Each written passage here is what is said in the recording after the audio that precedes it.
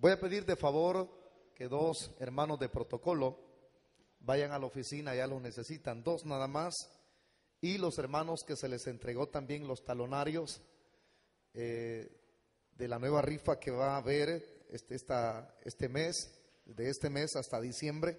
Algunos ya se les adelantó el talonario. Son 6 hermanos, les voy a dar permiso que vayan hasta la parte de atrás porque sus talonarios no se los habían sellado. Entonces pónganse de pie y vayan hacia la parte de la oficina, hasta adentro. Ahí está el hermano Julio, les va a sellar su talonario para que todo se haga con transparencia. Por lo demás, nosotros abrimos nuestras Biblias y lo hacemos en el capítulo 16 de la epístola de Pablo a los Romanos. Capítulo 16.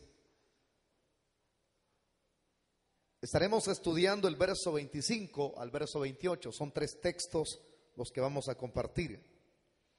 Cuando usted tenga la cita bíblica, ahí me da un fuerte amén, hermano.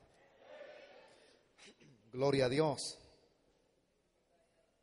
Decía el verso 25 y verso 28.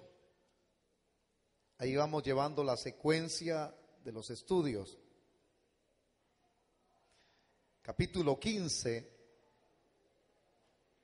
25, 28. Dice la palabra del Señor de la manera siguiente: mas ahora voy a Jerusalén para ministrar a los santos, porque Macedonia y Acaya tuvieron a bien hacer una ofrenda para los pobres que hay entre los santos que están en Jerusalén.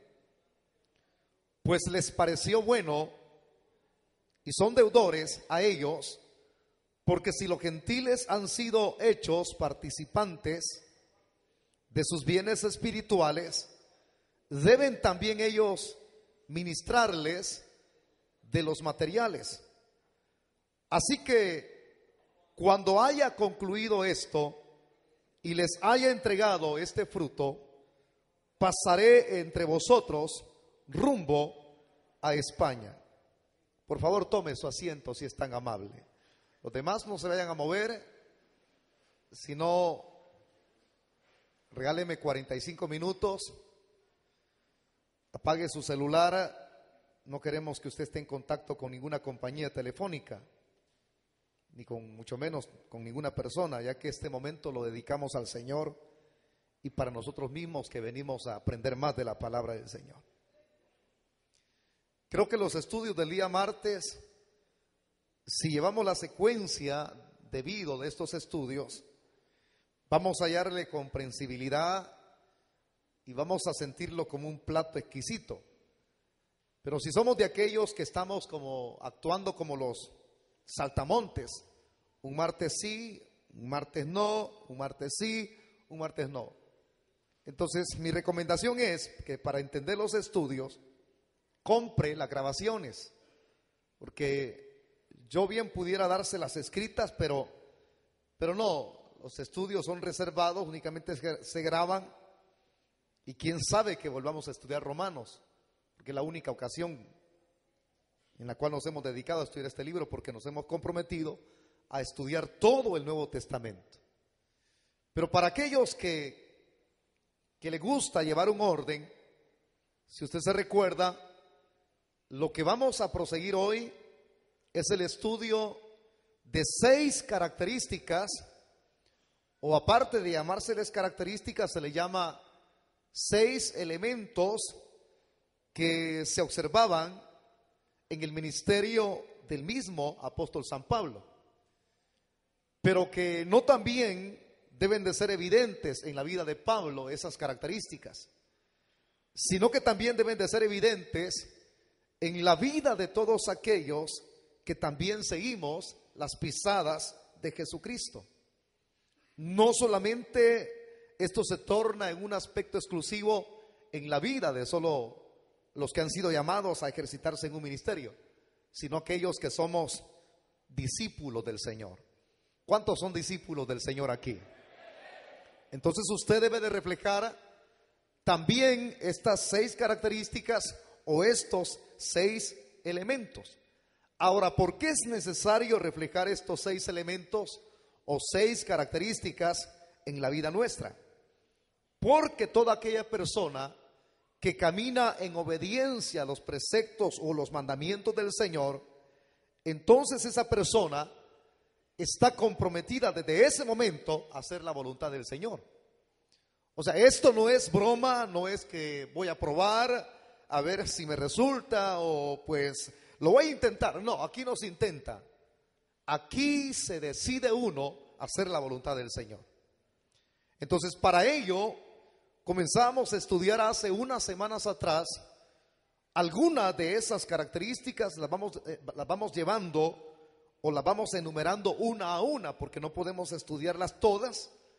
Terminaríamos quizás a las 10 de la mañana del siguiente día, hablando de cada una de estas características. Entonces ya observamos la primera, que fue la providencia. Quiero que lo repita en voz fuerte conmigo: providencia. ¿Qué significa?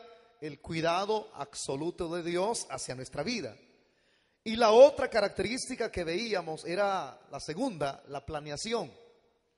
Todo cristiano, por si hay alguna persona que cree que yo me equivoqué en algo, usted se ha equivocado. Porque algunos dicen, cuando yo hablé del tema de la planeación, el pastor se equivocó. Yo, para venir a dar esta temática, estoy por lo menos de 12 a 14 horas encerrado estudiando estos temas. Entonces, ¿cómo me voy a equivocar? Que se me traba la lengua en algunas expresiones, sí. Hay ese tipo de equivocaciones. Pero cuando yo hablo de una temática de planeación, no es así. Si usted viene de otra iglesia, de otra misión, donde nunca le enseñaron la palabra, entonces yo lo siento mucho por usted, pero aquí no vamos a perder el tiempo. Aquí, si usted nunca ha aprendido a leer la Biblia, va a aprender a hacerla, si en otro lugar no se le enseñaron. Y lo digo esto con mucha sinceridad, porque usted tiene que estar aquí de acorde a los principios de la Biblia. Tiene que compatibilizar conmigo. Usted no tiene que compatibilizar con mis pensamientos como humano, porque si yo planteo mis pensamientos, yo me equivoco. Pero si planteo lo que está escrito en la Biblia, es una cosa muy diferente. Entonces, cuando hablamos de la temática de la planeación, introducíamos una expresión y una consejería, que aquellos que tienen hogares o están a punto de casarse, lo vuelvo a recordar, para que a usted no le suene que es una equivocación mía. No, señores. Entonces, hablando con lo que es la planeación de los hijos en el futuro, es usted quien planifica cuántos hijos va a tener. Si una persona, allá por allá en el cantón le enseñaron, no agarrando la Biblia, porque yo cuando enseño agarro este libro, no agarro las ideas de otro, agarro lo que está escrito acá. Y en la Biblia está escrito, para aquellos que creen que me equivoqué, pero yo reflexiono y les explico de acuerdo a la Biblia. Entonces, algunos dicen que usted puede tener los hijos que usted quiera y no hay problema, tenga lo que usted quiera. Yo respeto la opinión de ese tipo de personas, pero si usted tiene la capacidad de darle a sus hijos los que usted va a traer al mundo, de darles lo que ellos necesitan, papito y mamita, tenga los 30 que usted quiera tener. Pero si usted no tiene la capacidad, porque alguien dice, si yo para eso trabajo duro, para darle lo que ellos necesitan, pero los hijos no solamente necesitan lo material. ¿Tendrá la capacidad usted de darles amor a todos los 30?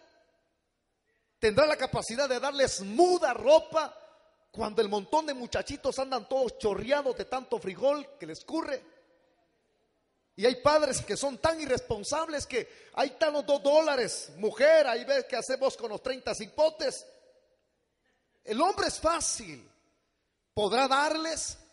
¿O usted que tiene ese tipo de pensamiento, que sus hijos ya crecieron, les dio lo que ellos necesitaron? ¿Están sus hijos en el evangelio? Pregúntese a sí mismo. Ahora, yo aplico el texto de la Biblia que dice que el mismo Señor habló a Adán cuando le dijo, henchid la tierra, henchidla, es decir, proliférense, extiéndanse, multiplíquense. Pero también acuérdese que hay una palabra que dice, y sojuzgadla.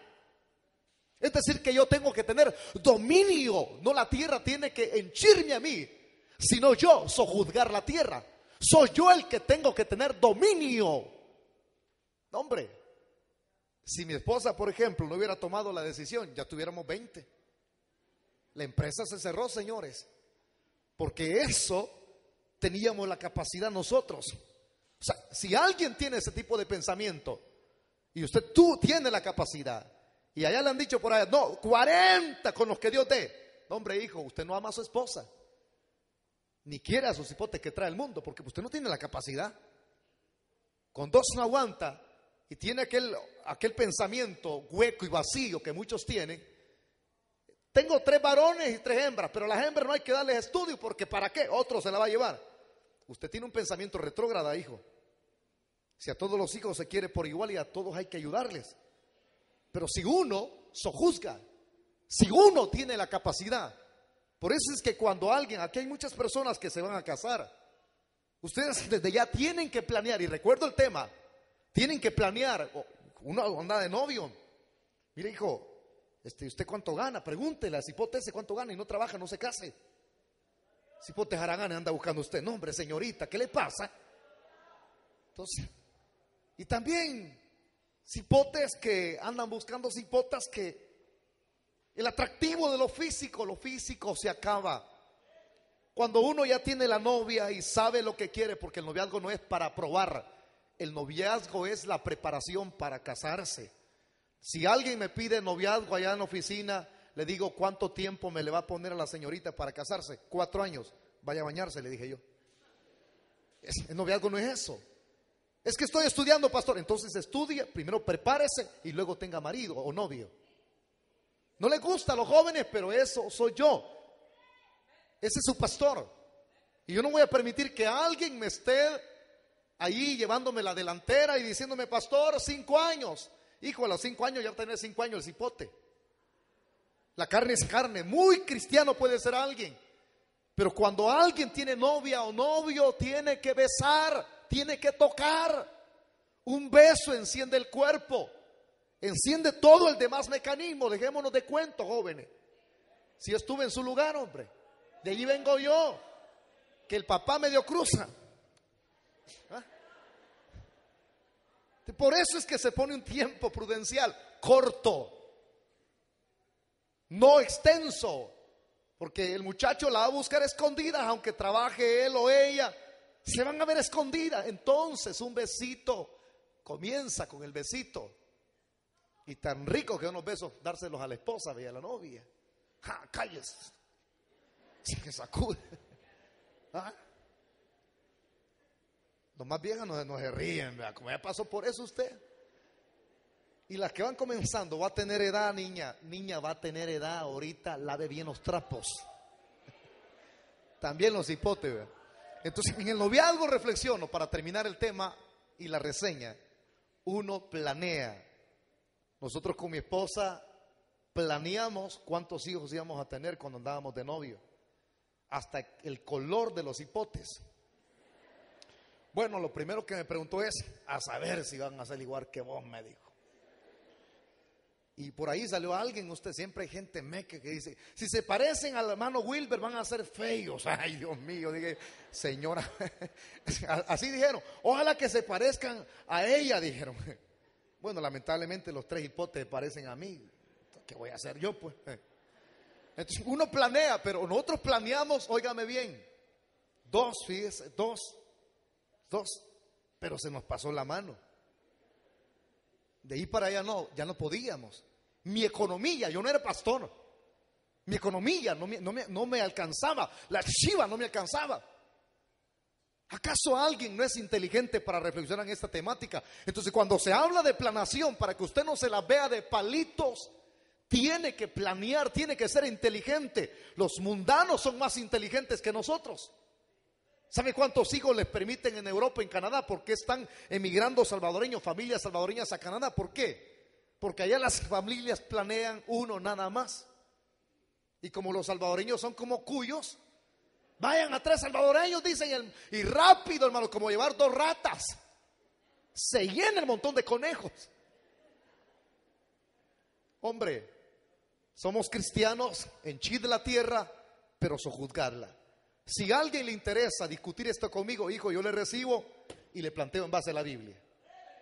Si usted no me cree en base a la Biblia, entonces usted no cree nada. Ahora ya terminamos el tema de la planeación, que estuvo excelente. Compre el mensaje, yo no me equivoco. Ya le vuelvo a repetir, estudio la palabra. Yo no vengo acá simplemente a agarrar la temática. ¡Ay, el Espíritu Santo me lo... No, yo estudio la palabra. Y donde manda la palabra, no manda marinero.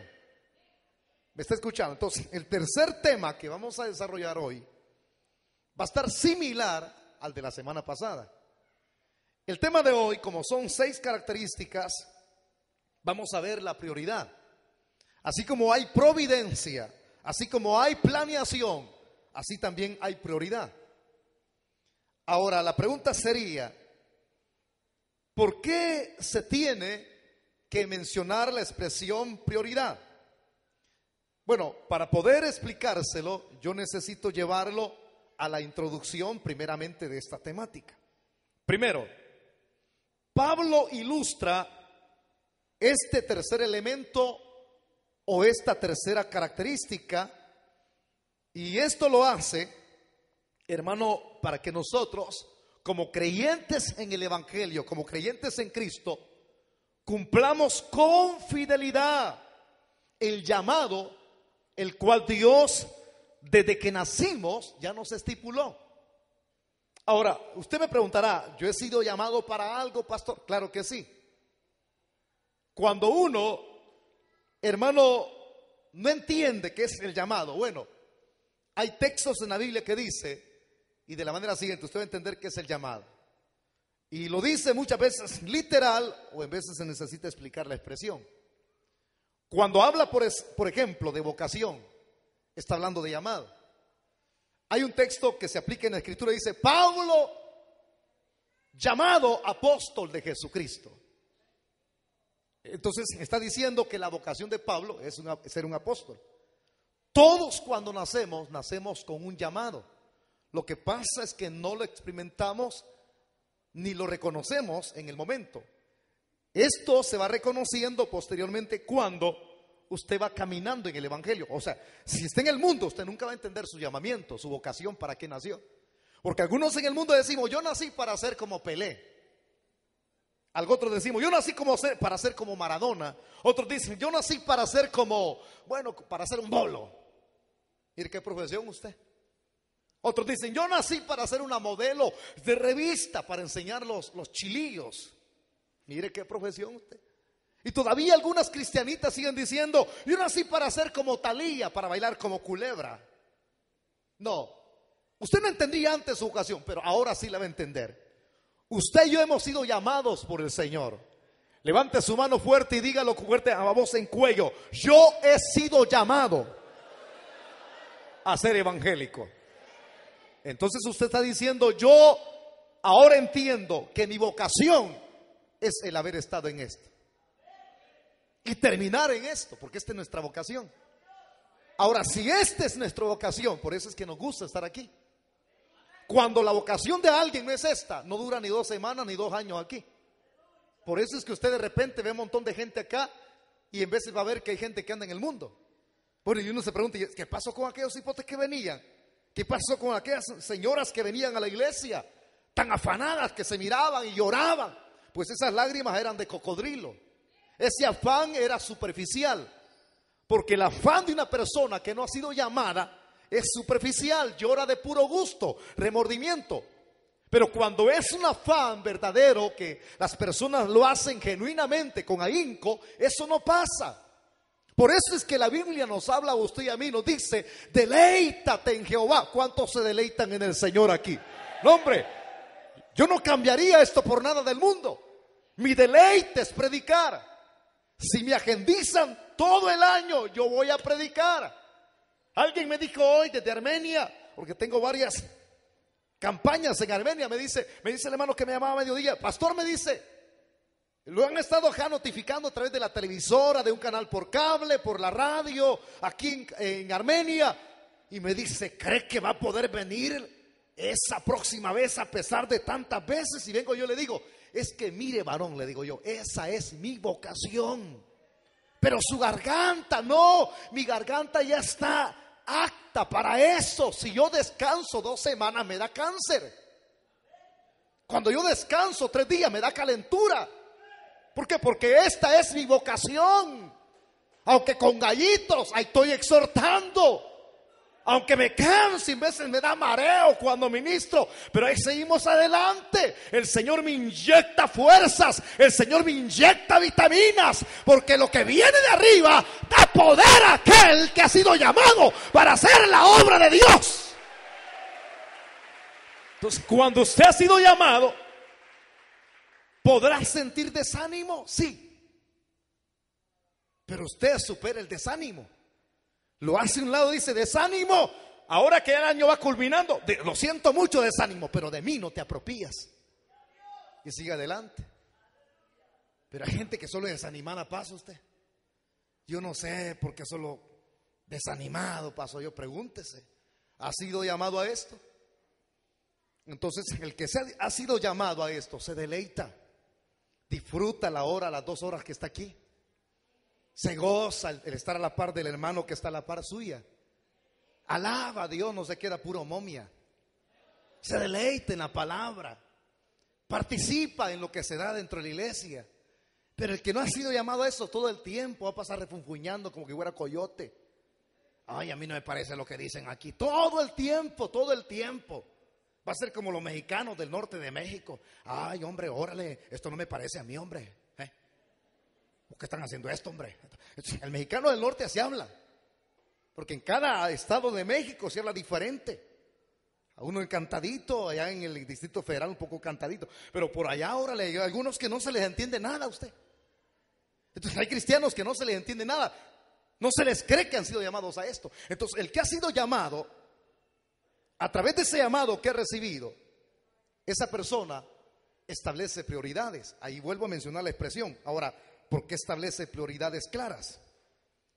Porque le voy a decir esto, así como se planea cuántos hijos se van a tener, qué es lo que se va a hacer en el ministerio, cuántas sillas se van a comprar, porque compramos sillas. Hace poquito compramos 50 sillas más. Y como el hermano Julio entiende la visión, él ya compatibilizó conmigo, ya engranó conmigo.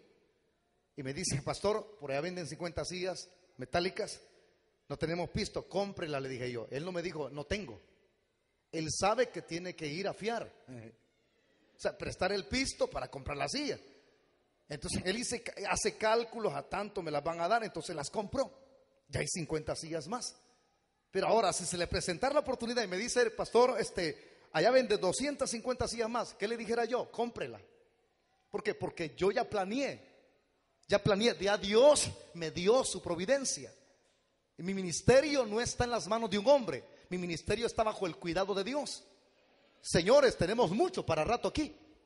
Y si yo no planeo, aquí ya planeé yo. ¿Por qué estoy planeando comprar hasta la esquina? Anoche se los decía. ¿Por qué? Porque yo ya planeé que aquí no van a albergar este lugar 1000 personas. Aquí van a venir miles de personas. Y para poder recibir esas más de miles de personas, yo tengo que planear el comprar sillas. Hoy sí me entiende. Cuando alguien va a establecer un negocio, planee cuántos sillitas o mesas va a comprar. No voy a planear negativamente una mesa, con una mesa comencemos. ¿Y la demás gente dónde va a sentar? ¿En el suelo? Si no son animales los que van a comprar comida ahí. Entonces las personas según eso planee y diga 10 mesas voy a comprar. Y si está sucio el local, pinte el hombre. Así como cuando alguien se va a casar, vuelvo a poner el ejemplo, planee con quién se va a casar. No planee lo físico, planee y pídale a Dios. Dios, te pido, sea específico, claro, por la colocha, por la gordita, por esa muchacha. Y usted lo mismo también, no se deje ir por la apariencia, hombre, que porque carga una carreta de aquellas que están cayendo. Un Ford, ¿o qué? De los otros, Dodge, o Sentra el agua, Sentra el polvo, de todo Sentra ahí. Y se deja llevar por el vehículo que tiene, entonces no planee. Pídale a Dios, Señor, aunque sea un loco, dame en la iglesia, pero que te sirva. Que le faltan 5 para el peso, pero que te sirva, te ame. Pero usted va a una persona de aquellas que le gusta venir a jugar y no hacen ni la obra de Dios aquí. usted va a tener un hombre inmaduro espiritualmente, inmaduro en la casa. Por eso vea, donde pone el ojo, ponga la bala, hombre. Entonces, así como alguien planea para la obra, para el ministerio en el futuro, esa persona entonces, lo que él hace nunca debe ocasionar que en su ministerio propio se le vea afectado, porque es una persona ordenada. Por eso es que el apóstol San Pablo, hermano, él era libre para ir a donde él quería ir. ¿Por qué? Porque el hombre planeaba. Pero quien tenía la batuta de su ministerio y decidía dónde Pablo tenía que ir, claro, concordaba, era el Señor, era el Espíritu Santo. Por eso es que el texto es bastante claro. Nos vamos a llevar 15 minutos en explicar los 3 versículos. Leamos el verso 25. Vea lo que Pablo decide. Dice, mas ahora voy, dígalo fuerte, mas ahora voy a Jerusalén para ministrar a los santos. Comencemos a explicar. Va a comer una alimentación especial hoy, hermano. La semana pasada decíamos que Pablo había decidido ir ¿a dónde? Ya se le olvidó el estudio. A Roma. Pero ¿por dónde iba a pasar cuando fuera a Roma? Por España. Damos un contexto adecuado. ¿Por qué iba a pasar por España? Bueno, en España de allí habían salido muchos hombres ilustres, y mencionábamos los nombres de poetas, de personas muy renombradas, que fueron ministros en el imperio, y uno de ellos fue tutor del mismo Nerón, el que quemó Roma. Pero si la semana pasada Pablo dijo, vea usted, que iba para Roma y iba a pasar por España, pero vea ahora el cambio que hay, hermano. Ahora la prioridad de Pablo son otros sitios. O sea, el tercero más bien lo voy a mencionar así. Pero ¿cuál es ese tercero? Ya vamos a ver. Ya no es solamente España y Roma, sino que aquí se incluye un tercero. Es decir, que ahora, utilizando el tema, la prioridad de Pablo es pasar también por otro sitio. Allí lo menciona. Mas ahora voy, dígalo fuerte, mas ahora voy ¿a dónde? A Jerusalén. Es decir, que ahora Pablo se había formulado una meta. ¿Y cuál era esa meta o esa prioridad? Él tenía que ir unos 1500 kilómetros en la dirección opuesta. Diciéndolo de esta manera, para acá queda Roma y aquí queda España. Pero luego da la vuelta, 1500 kilómetros en lado opuesto. Ya no es aquí, sino que dice, antes de ir por aquí, yo voy por acá mejor. La pregunta es, ¿estará de acuerdo el Espíritu Santo con eso? Si Dios no obstaculiza que haya un cambio, su providencia, entonces eso significa que Dios está de acuerdo. Se lo voy a plantear de esta manera. En cierta oportunidad un evangelista estaba de pie. Había comenzado la persecución. Y usted sabe cómo somos los cristianos. Muchas veces para llevar el evangelio hacemos acepción de personas. A este sí, a este no. A esta casa sí, a esa casa no. Si vemos una casa donde hay plástico, láminas, ahí vamos. Decimos, porque es pobrecito. Pero si usted ve una persona con un automóvil del año y una casa muy preciosa, muy bonita, usted dice no, porque teme que esa persona lo rechace. Entonces Felipe a lo lejos divisó, dígalo fuerte conmigo, divisó que venía un carruaje. El carruaje no era de aquellas carretas chillonas que andaban en la época de los 60 aquí, sino que el carruaje venía muy bonito, muy adornado, y se denotaba que ahí dentro de ese carruaje venía un funcionario público. ¿De dónde? Del estado de Cándase. Significa que ese funcionario tenía plata, tenía dinero. Con solo divisar el carruaje. Entonces Felipe se le quedó viendo el carruaje, pero él nada sigue. Cuando de repente el Espíritu Santo, dígalo fuerte conmigo, el Espíritu Santo le habló y le dijo, Felipe, acércate al carruaje, háblale, como diciendo, háblale de mí. Y cuando Felipe oyó la voz de Dios, que es el Espíritu Santo, se acercó. Y aquel que venía en el carruaje, el funcionario público, era de color de piel morena, pero era un funcionario. Venía leyendo una porción del profeta Isaías que no entendía. Por eso es que el Espíritu Santo le dice: acércate. ¿Me está entendiendo? Si el Espíritu Santo no le habla, Felipe no se le acerca. O sea, lo que le estoy diciendo es: quien determina lo que vamos a hacer es Dios y no nosotros. Felipe no hubiera hecho nada, pero oye la voz de Dios y se acerca y le pregunta: ¿entiendes lo que lees? Y le dice el hombre: ¿cómo voy a entender si no hay nadie que me explique? Y comienza a explicarle y le comienza a decir: mira, de quien se está hablando acá es de Jesucristo, que hace unos días atrás fue crucificado, pero también resucitó de entre los muertos.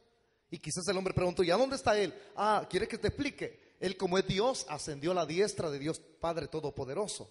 Él está allá abrogando por nosotros. Ah, y le dijo el morenito: entonces quiere decir que Jesucristo, el que dicen que tuvo una muerte de maldito, era el Hijo de Dios. Sí, le dice Felipe, y es a él a quien yo sirvo. ¿Tú tienes sed de él? ¿Tú tienes hambre de él? Sí. Por eso es que compré, porque esa porción que venía leyendo del profeta Isaías era muy cara. Él la había comprado. Muchos de nosotros menospreciamos la Biblia y ni la leemos. Tantas versiones que tiene bajo de la cama. Tiene casas de ratitas y de cucas. El hombre aquel compró esa porción, pequeña porción. Antes la Biblia no venía ordenada como está ahorita, 66 libros. Antes eran pergaminos.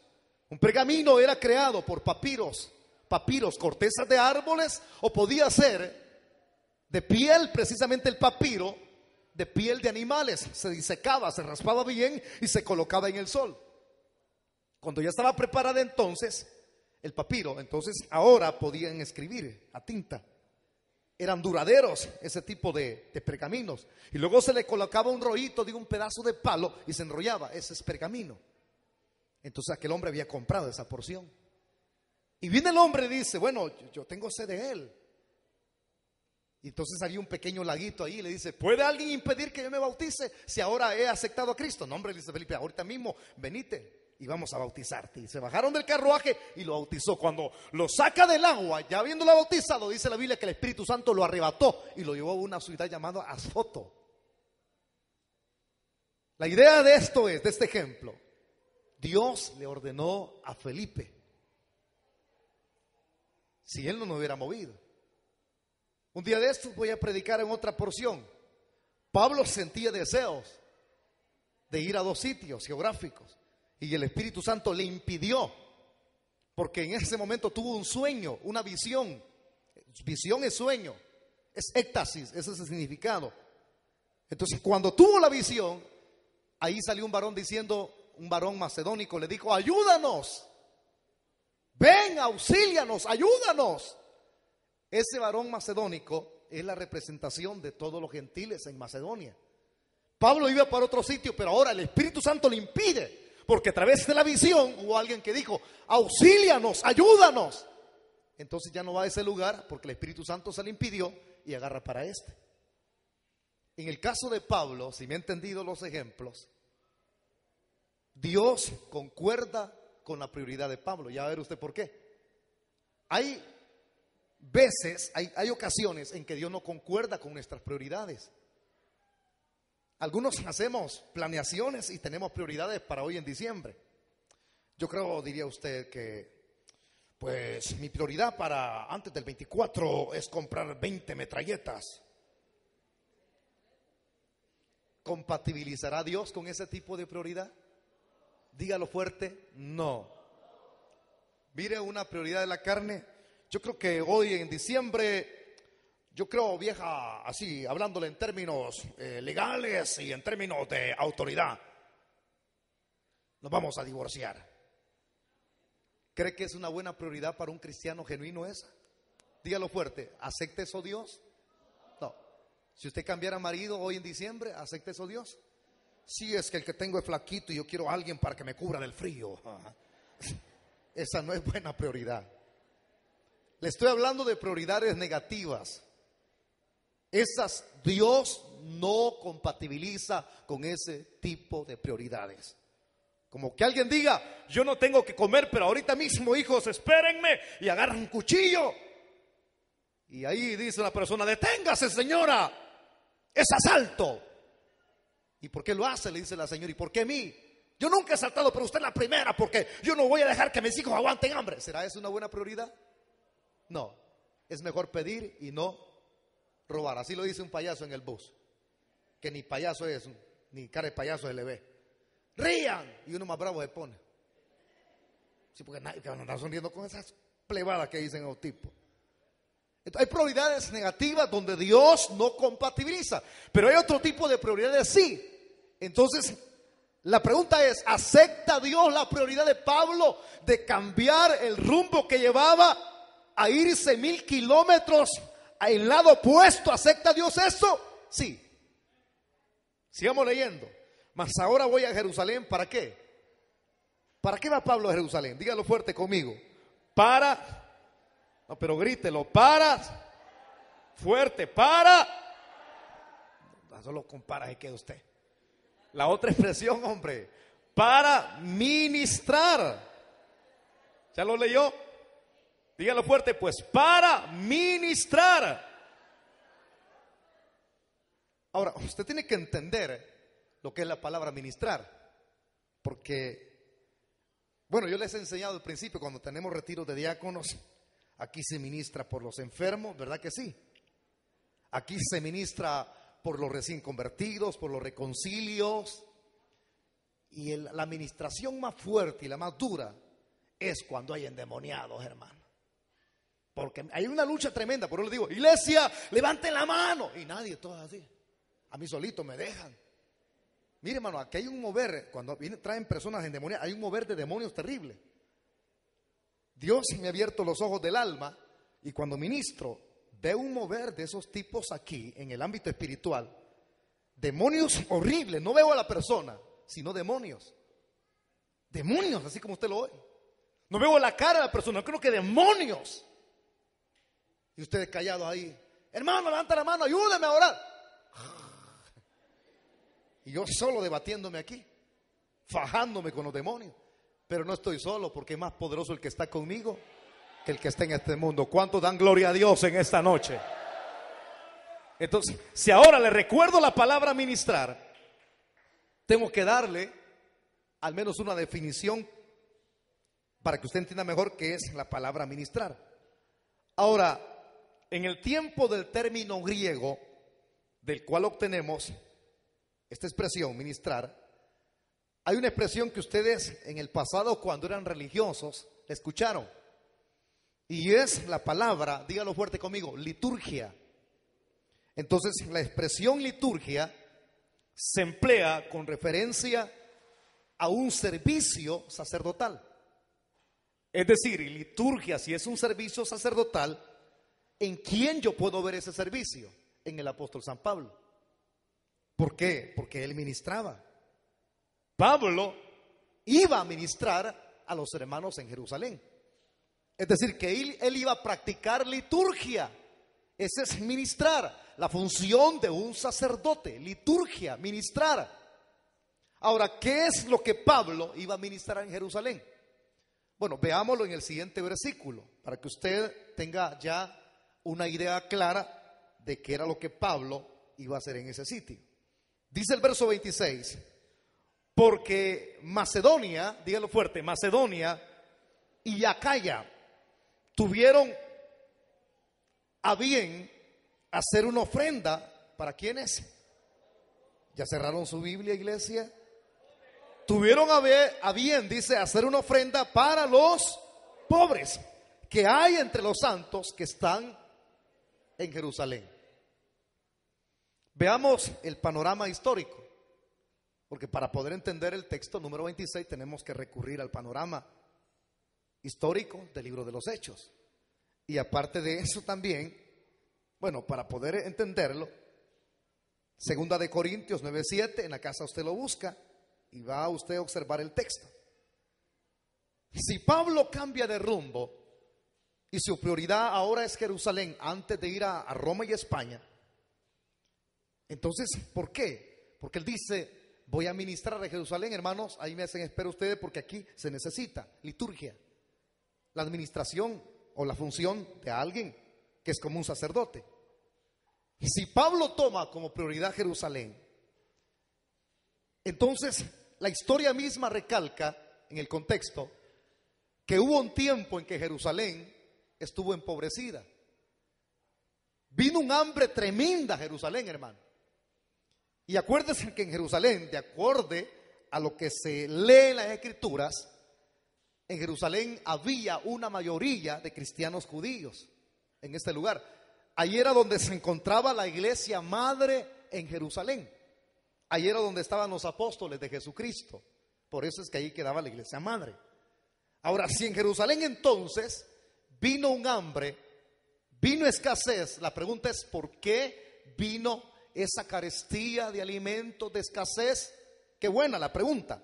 La historia misma recalca que eso se dio a consecuencia de las persecuciones que se daban, hermano. ¿Por qué? Porque había muchos judíos de carácter recalcitrante que comenzaron a perseguir a los mismos cristianos. Algunos le quitaban sus propiedades, al otro le quitaban sus trabajos. Entonces, cuando una persona pierde su trabajo, ¿de qué va a subsistir si no tiene nada que ganar? ¿Verdad que una persona cuando no trabaja, o sea, lo que se espera de esa persona es que se muera ¿de qué? De hambre. No, la Biblia dice que el que no trabaja, que no coma. Entonces, si una persona no tiene empleo, como estamos en nuestro país, que hay miles y miles de jóvenes que salen graduados cada año, hombre, los trabajos que les ofrecen son trabajos de salario mínimo. Trabajos donde dicen, mire, si usted vende, va a ganar.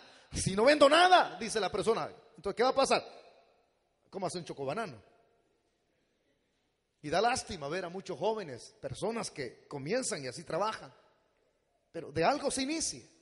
Entonces lo que sucedía en Jerusalén era que por la pérdida de empleo y por las persecuciones había mucha necesidad de alimentos, necesidad material en este sitio. Los judíos cristianos estaban viviendo esto en carne propia. Con esto le estoy enseñando que las persecuciones que usted sufre no son únicas. Todo aquel que se dice llamar ser cristiano, es necesario que antes de entrar al reino de los cielos pasemos por muchas tribulaciones, muchas situaciones difíciles. No se extrañe cuando el patrón que ya no compatibiliza con su creencia, con su forma de hablar, con su forma de pensar. No vaya a extrañarse si hoy en diciembre usted no participa de la cena navideña y rechaza la cerveza. No se extrañe cuando en enero le estén dando el cheque de indemnización, quizás solamente para el bus. No vaya a llorar. Acuérdese de este mensaje, que todos aquellos que somos cristianos, muchas veces el mundo ya no nos quiere, nos aborrece. ¿Por qué? Porque pasamos a ser amigos de Dios. Y todo aquel que es amigo de Dios, el mundo es nuestro enemigo. Y todo aquel que tiene como amigo el mundo es enemigo de Dios. Habrán de ver aborrecimientos, persecuciones, difamaciones. Entonces había pobreza, dígalo fuerte conmigo, había pobreza en Jerusalén. Increíble la situación que estaba sucediendo. Por eso es que Pablo, si usted es inteligente, observará esto. ¿Creen que Pablo no tiene una buena determinación en haber elegido ir a Jerusalén? En veces nosotros los ministros tenemos que cambiar nuestro itinerario, hermano. Yo en veces lo he cambiado el itinerario. En veces le digo a alguien, no me comprometo con nadie, sino que yo agendo. Por allá me dijeron, hermano, usted pues puede venir con nosotros aquí a almorzar un día. Yo le digo, no hay problema, todos los días. Otros me dicen, hermano, ¿puede usted aceptar una cena con nosotros aquí? Vamos a hacer unos tamalitos. Pero yo primero lo que le digo, ¿qué tipo de tamales? Porque hay algunos que ya me empacharon, hermanos. Fue una casa donde me ofrecieron adobes así. Con solo verlo dije, ya entramos en la gran tribulación. Da miedo acercarse a esas casas. Entonces pregunto, chiquititos me gustan a mí. Así como hoy en la tarde nos comimos unos chiquititos así, pequeñitos. Hoy que veníamos para acá. Entonces pregunto, y agendizo, entonces tal día tengo que estar cenando con tal familia. Pero de repente alguien me dice, hermano, y tengo oportunidad de hacerlo. Hermano, hay un enfermo en el hospital. ¿Cree usted que pudiera estar este día con nosotros orando? Óigame, tengo que tener dos elecciones ahí: la comida o el que está enfermo. Como cristianos, ¿cuál fuera su prioridad? ¿La suya? Dígamelo usted antes que yo le diga la mía. ¿La comida o el que está grave? No me han entendido. Imagínense que fuera un filete con niñón y champiñón, que no sé qué es eso usted. Un pavo horneado. Ahorita le voy a producir hambre. Un pavo horneado en fuego así, hermano. O pollo de aquel, pero hay pollo rico, hermano, que lo cocinan bien. Y usted no ha desayunado todo el día, no ha almorzado, para prepararse para ese momento que Dios lo use. Y de repente lo llaman: aquí hay un hermano que acaba de tener un accidente. ¿Por cuál camino agarrara? ¿Para Roma y España, que es la comida, o agarrar a donde está la necesidad? El que es cristiano y tiene corazón de siervo y es hijo de Dios, dice: hermana, fíjese que ahorita se me acaba de presentar un problema grave. ¡Ay, qué hombre sin palabras! Así comienzan a decirle a uno: sin palabra. Ya me han agarrado a mí varias veces. ¡Qué bárbaro! Carácter voluble, sin volumen. Aquí está la comida. Me dejó con los colochos hechos. Me pasó un día con una hermana acá. Y le dije: no puedo y no puedo. No le dije por qué, pero hubo una necesidad premiante. Agarré entonces para Jerusalén. Porque muy servidores podemos ser. Y por favor, guárdense esto en los corazones suyos, líderes. Porque nosotros tenemos conceptos equivocados. Y decimos muchas veces: primero la iglesia y después mi familia. Hombre, primero su familia y después va a la iglesia, la par suya. Porque donde usted tiene que ser sacerdote primero, candil, es en su casa. ¿De qué sirve que usted sea candil en la calle y oscuridad en su casa? Ni sus hijos le creen a usted. Cuando está hablando dice: mi papá bromeando está. Mi papá ni ora, mi papá ni lee. Mi papá se inventa. Mi mamá solo uniformada llega y bien malcriada. Ya le está cayendo, ¿verdad? Amén, digan, amén. Entonces, quitémonos de ese mal concepto. El día que llega la célula, el día sábado, jueves, de repente, por ahí le avisan: hombre, acaba de morir tu primo. Fue cristiano, fíjate que ahorita no tenemos papá quien dé las vueltas. ¿Qué haría usted en ese momento? ¿Su célula, Roma, España o Jerusalén, donde está la necesidad? Le voy a dar un consejito y agárrelo, acáchelo. Si es una necesidad premiante, vaya donde su familia. ¿Y la célula, pastor? Deje al más, ¿qué le dije? Deje al más pleitisto que predique. Algo va a hacer, aunque sea bajar cara a patada a los que están allí, pero que le cubra a alguien. No, pero yo soy responsable de mi trabajo. No, su primera prioridad tiene que ser donde haya una necesidad. ¿Va que hoy se entendió? Ok. Pero ya no necesito, pastor. Quiere decir que si su hijo tuviera un accidente el viernes, ¿usted se vendría para la iglesia y él en un hospital? No, vaya primero allá. Vaya. Atienda la necesidad de su hermano. Pero ¿qué van a decir la gente de mi ministerio, de mi servicio? Es que muchas veces uno, mira, al leer uno la Biblia, hermano, Dios le va quitando un montón de cosas que uno tenía. Va quitando los velos que le impedían ver a uno, que uno llega a entender cuál es el corazón de Dios. Entonces, por eso es que Pablo escogió Jerusalén para ministrar liturgia. Pero ¿qué iba a hacer Pablo con esa pobreza? Qué bueno, el mismo texto 26 lo aplica. Dice: porque Macedonia y Acaya, mire lo que Pablo antes de llegar a Jerusalén hizo. Porque en Macedonia y Acaya Ahora, Macedonia y Acaya, quiero explicarle, eran donde Pablo había fundado iglesias. En Macedonia y Acaya, allí habían cristianos gentiles. Dígalo fuerte conmigo, gentiles. Igual como éramos usted y yo. Decir gentiles es cristianos que nunca pertenecieron al pueblo de Dios. Todo aquel que se llama pueblo de Dios es Israel. Es Israel. Y los israelitas tienen la señal del pacto, que es la circuncisión, los hombres. Pero los que no tienen esa señal se les llama incircuncisos. Es decir, personas que han estado en el mundo como paganos y como gentiles, practicando la idolatría. Esos son los gentiles. Estas iglesias fundadas en Macedonia y Acaya habían sido conformadas por gentiles.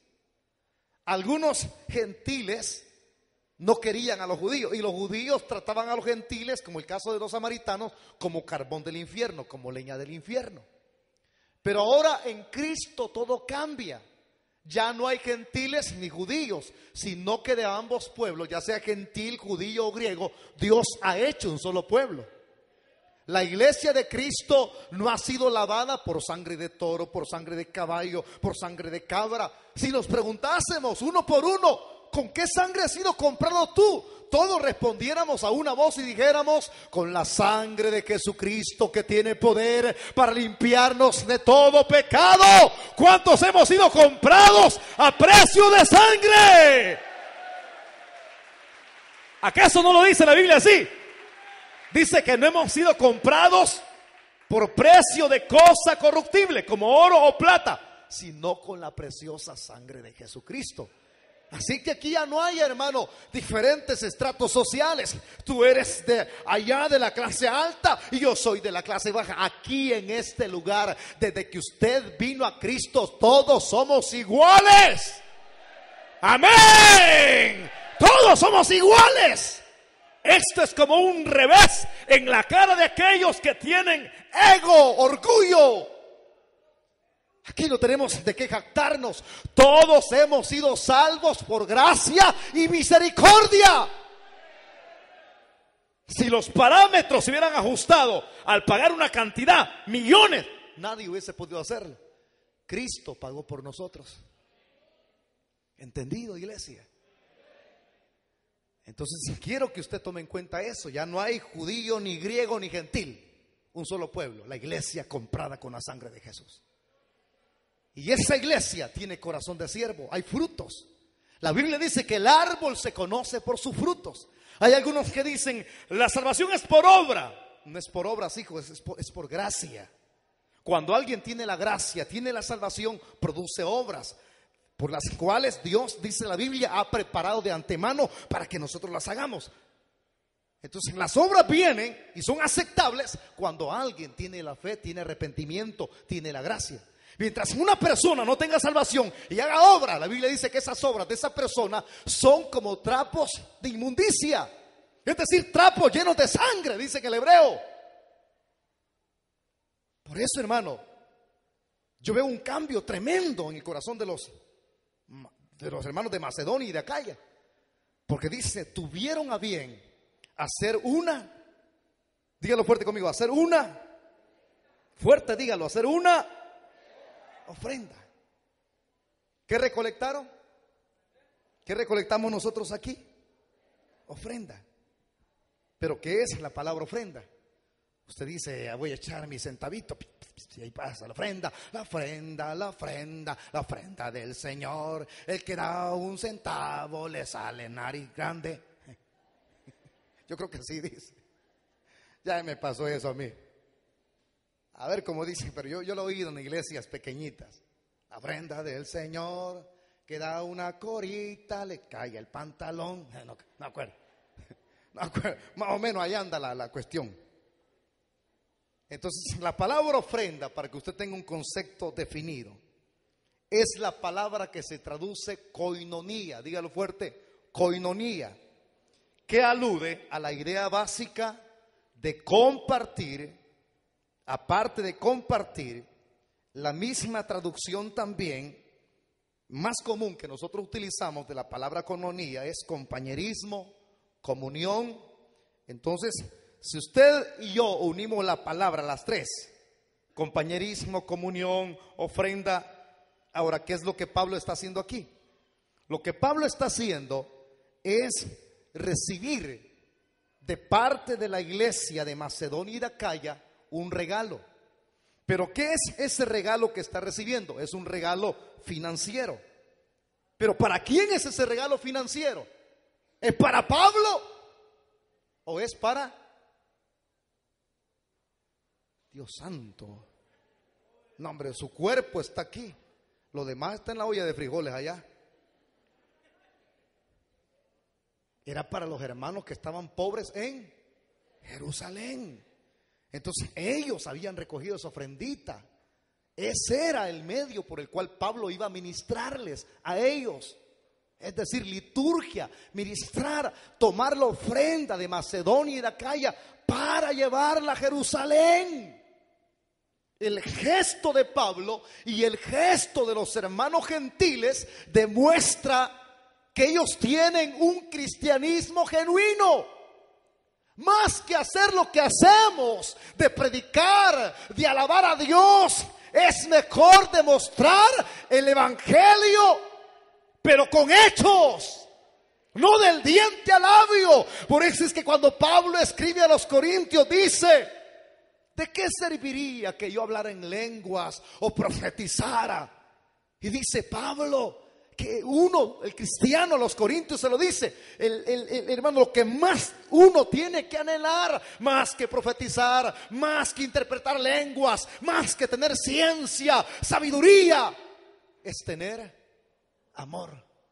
Porque así, yo tengo profecía, tengo interpretación de lenguas, tengo palabra de ciencia, palabra de sabiduría, fe, y no tengo amor, nada soy. Dice Pablo que sería como címbalo. La palabra címbalo es como una lata, pa, pa, pa, que resuena el eco, es una lata y no hace nada.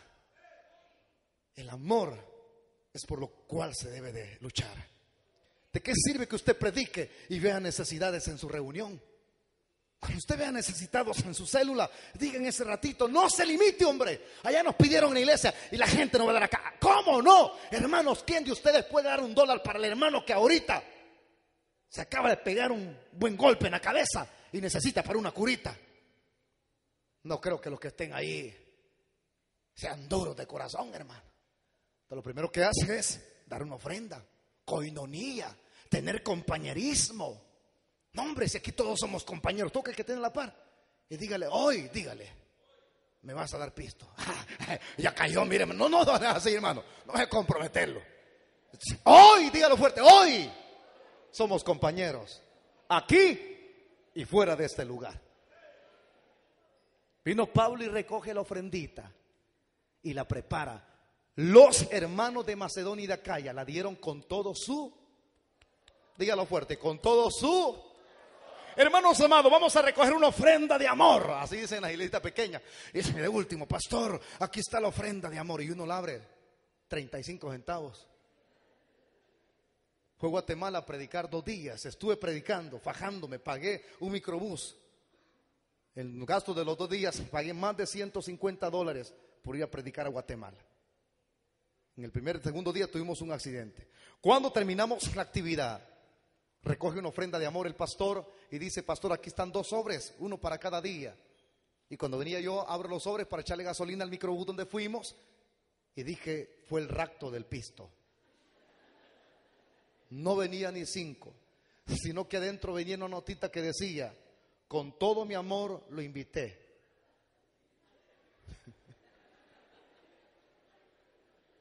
¿Es ese coinonía?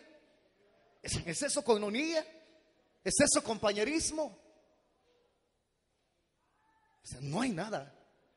Entonces, usted y yo somos compañeros. El día en que se caiga, agárrale el pelo y jálelo. Vamos para la iglesia, dígale: papá, ¿qué te pasa? Ese es el compañerismo. El día en que alguien caiga, ¿pero qué hacen con aquel que cae? Venimos nosotros de la palabra que cambia y agarramos el machete o la chula. No la chula de su mujer, no, que así le llaman en Oriente, al machete, chula. Agarra la chula, agarra el machete, agarra el corvo, como le llame, y comienza a hacer del árbol caído, ¿qué tenemos de hacer de aquel que está caído? Lo primero que usted tiene que hacer es irlo a restaurar. Hermano, aquí vengo, pero lo primero que hacemos cuando vamos a la casa, hijo del diablo, ya viste, así te quería hallar, papá. Ese no es coinonía. Cuando llegue a la casa de un caído, lleve su ofrenda de amor del corazón. No pisto, sino amor. Y dígale, hermano, Dios me ha mandado aquí para que lo restaure. ¿Me está oyendo? Ore por él. Y dígale, Señor, lo está esperando en la iglesia. Allá está su silla solita adelante. Y eso es cierto. Ahí están las sillas solas. ¿Ve? Ahí le estamos esperando con mucho amor, hermanito. Y cuando vaya ahora por los enfermos, por eso es que uno tiene que tener cuidado. Y uno no puede visitar todas las casas porque no tiene la capacidad económica. Me dice hace poquito una hermana, ya visitó, me dice, a mi tía, me dijo. No, acaba de tener un niño, me dijo. Hija, le dije yo, 50 hermanas tuvieron hijos estos días, le dije yo.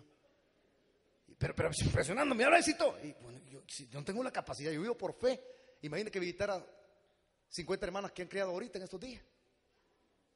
50 regalitos, porque no voy a llegar, hermana. Ay, qué lindo su niño. Ay, ellas esperan que yo les lleve pañales, aunque sea, hermano. Pero 50 hermanas criando. Y Dios mío, digo yo, si apenas para la gasolina tengo. ¿Y cómo voy a hacer? No le puedo decir, hermana, cómprele una, ¿cómo le llaman esas cuestiones cuando vienen los pañales? Cómprele, de repente, aquí están $1, hermana. ¿Cómo me queda viendo la hermana? $1. Entonces, por eso es que, hermano, uno tiende, en el caso mío, a no dar visitaditas a todos, porque la capacidad no alcanza. Pero al menos estoy pidiendo por su niño cuando viene aquí a la iglesia y me lo muestran. Ay, qué lindo, hermano, igualito, aunque no se parezca. Entonces, ay, chulo el niño, aunque sea. Cipote ya nació, usted ya nació. Hay que alentarlo, hay que darle una ofrenda del corazón de amor, porque no alcanza para todo. Entonces, lo que Pablo está haciendo es observar el corazón de los hermanos de Acaya, igual que el corazón de los hermanos de la palabra que cambia acá. ¿Cuántos aman al Señor y cuántos aman a su prójimo acá? Termino con el verso 27. Véalo. Bueno, el verso 26. Hacer una ofrenda para los pobres que hay entre los santos que están en Jerusalén. Pues les pareció bueno. O sea, aquí viene otra virtud que tenían los hermanos. Más que ofrendar para los hermanos pobres en Jerusalén, a ellos les pareció bueno, hermano. Mire, hacer esto, mi hermano, más que dar porque ellos estaban pobres. Dice, les pareció bueno. Y son deudores a ellos. Porque si los gentiles han sido hechos participantes de sus bienes espirituales, deben también ellos ministrarles de lo material. ¿Qué significa eso, el verso 27? Dice, hermano, que como la salvación viene por los judíos, dígalo fuerte conmigo, la salvación que yo tengo viene por los judíos. Los evangelistas, los apóstoles, los maestros, los pastores comenzaron por esos apóstoles que estaban en Jerusalén. Ellos extendieron el mensaje. Entonces, cuando alguien lleva el mensaje y la persona que lo recibe es deudor del que le llevó ese mensaje, ¿cómo estará usted? Es como el que le presta dinero. Usted es esclavo del que le presta. Por eso es que como es esclavo del que le presta, puede andarlo viendo mal así. Me debes. Así es cuando a alguien se le lleva el evangelio y se convierte a Cristo, esa persona es deudor del que le llevó la palabra. Dígalo fuerte conmigo, deudor del que le llevó la palabra.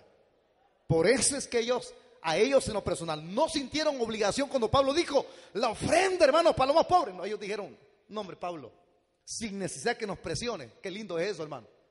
Hay personas que se necesita que lo estén presionando, hermano, den, hombre. Si no dan, se lo lleva el diablo. Pero aquellos que aman la obra de Dios y se sienten deudores del que le llevó el pan, el evangelio, esas personas dan con todo gusto. Porque dice, son deudores a ellos porque si los gentiles han sido hechos participantes de sus bienes espirituales. Es decir, que el judío enriqueció al gentil. ¿Pero con qué lo enriqueció? Con llevar el evangelio, porque el evangelio da salvación. Y ahora que tiene la salvación y está enriquecido, es deudor. Entonces uno reconoce que así como el hermano lo ha hecho partícipe de las riquezas espirituales, yo tengo que proveerle de lo material. Y eso se da en el ministerio, hermano. Es raro aquí en la iglesia que me llegue a contar bendiciones allá en la oficina. Todos llegan así, hermano, estoy quebrado. Ayer me daba una buena noticia un hermano, yo le digo, es el único en toda mi vida del ministerio que me viene a contar de bendiciones. Y me dijo, hermano, soy bendecido. Y yo me sentí bien, qué lindo. Pero otros creen que el pastor es el que les tiene que estar pidiendo. Si usted ha sido enriquecido, es usted deudor con el que le lleva la palabra. Y usted, como es deudor, sabe que tiene que proveer de la manera en que usted fue provisto del evangelio. No, yo no voy a dar mi diezmo, yo no ofrendo, porque ya eso es obligatorio. Si usted es enriquecido aquí, come de choto, porque aquí venimos a comer de choto, de la palabra. Esta palabra no en cualquier lugar se da, hermano. Estos estudios no cualquiera se somete a estudios para darlos. Por lo que nos llevamos hasta las 9 aquí, porque esto está bueno, la comida está caliente. Entonces, de la misma manera, cuando alguien se siente comprometido, no, hombre. Un día yo me enfermé y me recuerdo que pidieron una ofrenda aquí.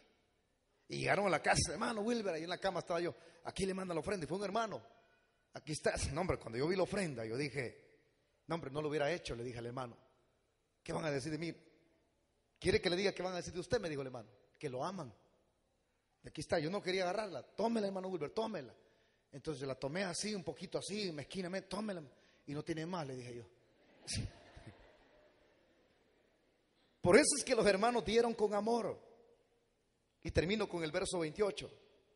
Así que cuando haya concluido que su primera prioridad era Jerusalén, esto, y les haya entregado este fruto, es decir, el dinero, el cual Pablo recibió de manos de los hermanos de Macedonia y de Acaya, que ese es el fruto.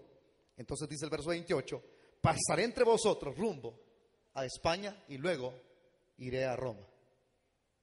Entonces lo que usted tiene que ahora aplicar a su corazón, y yo también, es que nuestras primeras prioridades tienen que ser las necesidades. ¿De qué sirve que nos enorgullezcamos y digamos, yo tengo buena palabra, cállese que paso orando todo el día, vengo a los ayunos? Más que eso, tenemos que tener corazón de amor, compasivo con el prójimo. Tenemos que tener compañerismo. No, hombre, hermano, el día que digan, se le cayó la casa a la hermana, yo le pido a usted aquí para levantar esa casita. Ya le va a caer a todos, mi hermano. La gente es viva, hermano. Hermano, perdí mi reloj, me dijo alguien. Búsquelo en el parqueo, le dije yo. Porque me había viajado al mío. Está chulo el suyo. Sí, le digo, pero me lo regalaron. Regálemelo. La prioridad tiene que ser la necesidad. Entonces, 3 cosas: providencia, planeación, prioridad. Su familia, prioridad. ¿De qué sirve que tenga su familia, toda hecha leña, y usted tenga como prioridad la obra de Dios? Gánese los suyos primero, como Cristo se le dijo al endemoniado: ve a tu casa y cuenta cuán grandes cosas el Señor ha hecho por ti. Haz lo mismo tú también. Vamos a orar en esta noche. Cierre sus ojos. Voy a hacer 2 invitaciones rápidas, el tiempo nos avanza. Si hubiera alguna persona que en esta noche necesita rendirle su vida a Cristo por primera vez, póngase de pie. Quizás usted mismo reflexione y diga, tanta necesidad que he pasado yo y nadie ha tenido prioridad de mí. Pero la pregunta es, ¿ha tenido usted prioridad de otro? ¿O es como el asadón, que solo quiere que se le supla y usted no suple? ¿Es usted como aquellos que están enfermos y nunca visitó a nadie y es usted que quiere que le visiten? Acuérdese de este tema, que nos sirva de mucho. No a satisfacernos a nosotros mismos, sino ver prioridades concretas, verdaderas, serias, no trivialidades. Si hubiera alguien que necesita reconciliarse, póngase de pie también. Quiero orar por usted. Y si está caído, no, hombre, busque la restauración. No se quede en esa postura. Mi prioridad cada vez que predico es usted. Llevarle el evangelio, la palabra clara, para que la entienda y la digiera.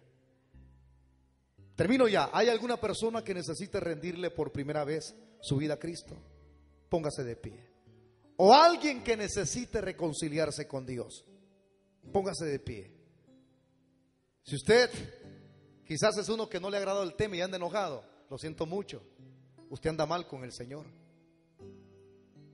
Usted ve su propia prioridad, pero no ve la de los demás. Usted camina con un corazón egoísta, pero no ve cómo el otro está. No pregunta. Interésese. Y el otro habrá de interesarse en usted también. Oramos. Padre y eterno Dios que estás en el cielo, te damos las gracias por esta temática. Gracias por tu palabra, por tus bendiciones, por hablar a tu iglesia, por enseñarnos y no venir a perder el tiempo.